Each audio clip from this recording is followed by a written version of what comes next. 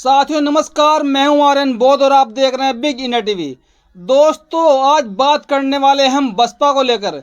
जैसे आपने देखा कल बसपा का मध्य प्रदेश के भोपाल में जो राजधानी है मध्य प्रदेश की, वहां पर बसपा के राष्ट्रीय कोऑर्डिनेटर आकाश आनंद जो कि मायावती के भतीजे हैं, जो अभी अभी राजनीति में उन्होंने नया कदम रखा है, उन्होंने कल वहां पर एक बहुत बड़ी रैली की, एक बहुत बड़ा पैदल मार्च निकाला और वहां पर लोग भी काफ़ी संख्या में जमा हुए।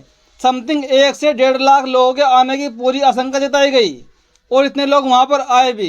लेकिन इसी रैली के दौरान जब उनसे जो आकाश आनंद संबोधित कर रहे थे रैली को, तो उनसे पत्रकारों ने एक सवाल पूछा। जो सवाल बहुत ही इंपॉर्टेंट था कि चंद्रशेखर रावण को आप कैसे देखते हैं।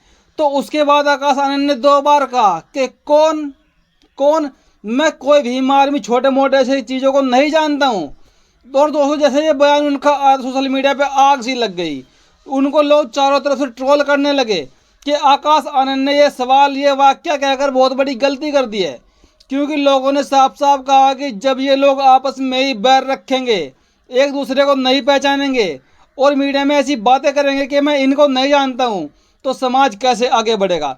दोस्तों जिस भोपाल के अंदर आकाश आनंद ने ये रैली की, जो बसपा के कोऑर्डिनेटर है पूरे राष्ट्रीय लेवल के, तो वहाँ पर 1 से 1.5 लाख लोग पहुँचे। और जब यही रैली वहाँ पर चंद्रशेखर रावण करते हैं, भीम आर्मी के प्रमुख है, जिनकी अपनी पार्टी है आजाद समाज पार्टी का श्रीराम, तो उनकी रैली में लगभग 12 लाख लोग होते हैं। तो इस बात से अंदाजा आप लगा सकते हैं कि चंद्रशेखर रावण कोई छोटे मोटे नेता या फिर बहुत बड़े बहुत महान नेता है, क्योंकि जो वर्ल्ड की सबसे बड़ी टाइम मैगजीन है, उस मैगजीन ने भी चंद्रशेखर रावण को देश के वर्ल्ड के 100 एमर्जिंग लीडरों में शामिल किया है। उस टाइम मैगजीन में आने के लिए दोस्तों कोई मामूली बात नहीं है, जिस मैगजीन में चंद्रशेखर रावण का नाम आया है। और दोस्तों इन आकाश आनंद जी ने इनको छोटी सी बात के अगर इतना नकार दिया, तो दोस्तों उनको लोग बहुत ज़्यादा ट्रोल कर रहे हैं कि ऐसा देश में कैसे चलेगा। जब चंद्रशेखर रावण भीम आर्मी, क्या ये आपको चुनौती दिखते हैं? कौन भीम आर्मी? कौन कौन भीम आर्मी? हम नहीं जानते ऐसे कोई चीज लोगों, ऐसे छोटे मोटे लोगों के लिए हमारे पास। जब तक बहुजन समाज एक छत के नीचे नहीं आएगा तब तक सफलता कैसे मिलेगी। क्योंकि आपने देखा होगा जब देश के अंदर कोई भी बड़ा चुनाव होता है, तो आजकल देखा होगा ने कि बसपा अपने दम पर अकेले ही चुनाव लड़ने की कोशिश करती है और चुनाव लड़ती भी है। और आपने देखा बसपा के पिछले 3 साल लगातार चुनाव से लेकर अब तक जमानत जब्त होती ही जा रही है। तो इसका कारण क्या है? क्योंकि बसपा अपने साथ अपने देश के युवाओं को, समाज के युवाओं को साथ लाने में नाकाम हो रही है, नाकाम साबित हो रही है। क्योंकि बसपा हमेशा कहते हैं कि हम अकेले ही चुनाव लड़ेंगे। मीडिया ने जो चर्चा बढ़ाई थी कि आपका गठबंधन भाजपा के साथ हो रहा है, ऐसा उसमें आपने कुछ संकेत छोड़े थे कि ना एनडीए ना इंडिया, आपका तीसरा फ्रंट होगा। इसमें कहाँ तक का क्या लगता है, क्या एनडीए के साथ जाएंगे या इंडिया के, या फिर अलग अपना तीसरा फ्रंट बनाएंगे? देखिए कोई फ्रंट वरंट को कुछ ऐसा प्लानिंग में नहीं है, बट बीएसपी हर इलेक्शन हमेशा से जो आने वाला है जब तक अभी अकेले ही लड़ेगी। हम इस चीज़ से बसपा की नीतियां लगातार कमज़ोर होती जा रही है, बसपा का वोट बैंक घटता जा रहा है और लोग इनसे लगातार अपील कर रहे हैं कि इस बार बहन जी को 2024 के चुनाव से पहले आजाद समाज पार्टी यानी चंद्रशेखर रावण को अपने साथ लाना ही चाहिए, तब जाकर देश में कुछ उद्धार हो सकता है। और कहीं ना कहीं लोग तीसरे मोर्चे की आशंका भी जता रहे हैं।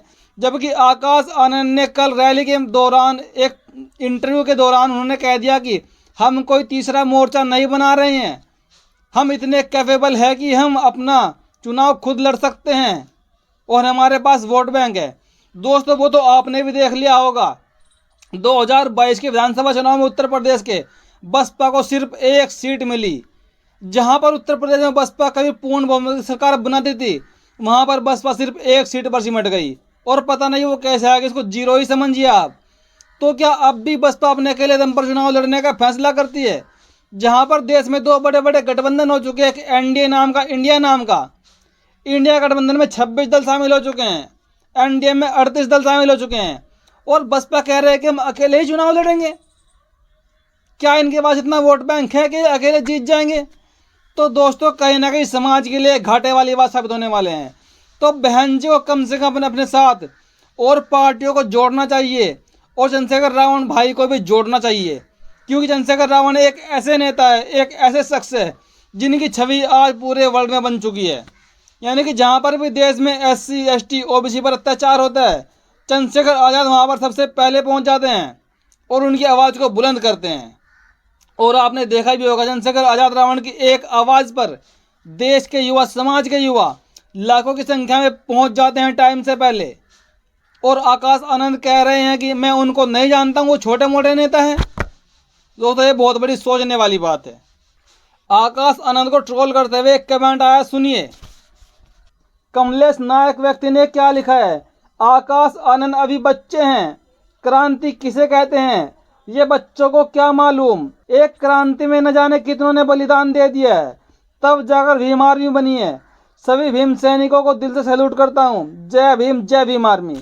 वहीं पर के कुमार लिखते हैं, कैसे बहुजन समाज का कल्याण होगा जब बहुजन नेता ही आपस में बटे हुए हैं।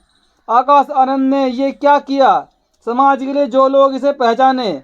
अपने आका के कारण इतना घमंड अच्छा नहीं है। तो दोस्तों, साफ साफ इन्हें कहने का मतलब है कि आकाश आनंद ने देश के लिए क्या किया है, समाज के लिए क्या किया है। ये सिर्फ अपने आका बहन जी के ऊपर इतना कुछ बोल गए हैं क्योंकि ये अभी अभी AC से निकले हैं। इनको राजनीतिक कोई समझ नहीं है। लोग इन पर तरह तरह के आरोप लगा रहे हैं, इनको ट्रोल कर रहे हैं। और जहाँ तक लोग समझते हैं, सबको पता भी है कि आकाश आनंद ने अब तक सिर्फ विदेशों में पढ़ाई की है और पढ़ाई करने के बाद बहन जी इनको आगे लेके आई अपनी पार्टी में, इनको राष्ट्रीय लेवल का कोऑर्डिनेटर बनाया। जबकि बहुजन समाज पार्टी में और भी बड़े बड़े नेता रह चुके हैं जिनको राजनीति की अच्छी नॉलेज, अच्छा ज्ञान है, जो बहुजन समाज से ही आते हैं। बहन जी ने उनको आगे क्यों लिया? यानी कि बहन जी के ऊपर कहीं ना कहीं परिवारवाद के आरोप भी लग रहे हैं। और मित्रों, जो देश के अंदर तीसरे मोर्चे की बात चल रही थी, आकाश आनंद ने उसका साफ साफ खंडन कर दिया है कि हम कोई तीसरा मोर्चा नहीं बना रहे हैं। हम इतने खुद में कैपेबल हैं कि हम चुनाव लड़ने के बाद जीत सकते हैं। तो दोस्तों, क्या आपको लगता है कि बहन कुमारी मायावती जी बिना तीसरे मोर्चे के, बिना किसी को साथ लिए अच्छा रिजल्ट निकाल पाएंगी? दोस्तों, आप अपनी प्रतिक्रिया कमेंट में जरूर दीजिएगा। और दोस्तों, जो आकाश आनंद जी ने कहा चंद्रशेखर जी के लिए, जो संगठन के मुखिया भी हैं, भीम आर्मी प्रमुख उनको बोलते हैं, और आज़ाद समाज पार्टी के वो राष्ट्रीय अध्यक्ष भी हैं, यानी जिनके पास एक पार्टी भी है अपनी, जिनके पास एक संगठन भी है, जिनके साथ लाखों करोड़ों युवा उनके साथ है, और उनके लिए ऐसे शब्द आकाश आनंद जी ने अपने मुंह से निकाल दिए। तो इन बातों पर आपकी क्या प्रतिक्रिया है? अपनी प्रतिक्रिया कमेंट में जरूर दीजिएगा। धन्यवाद।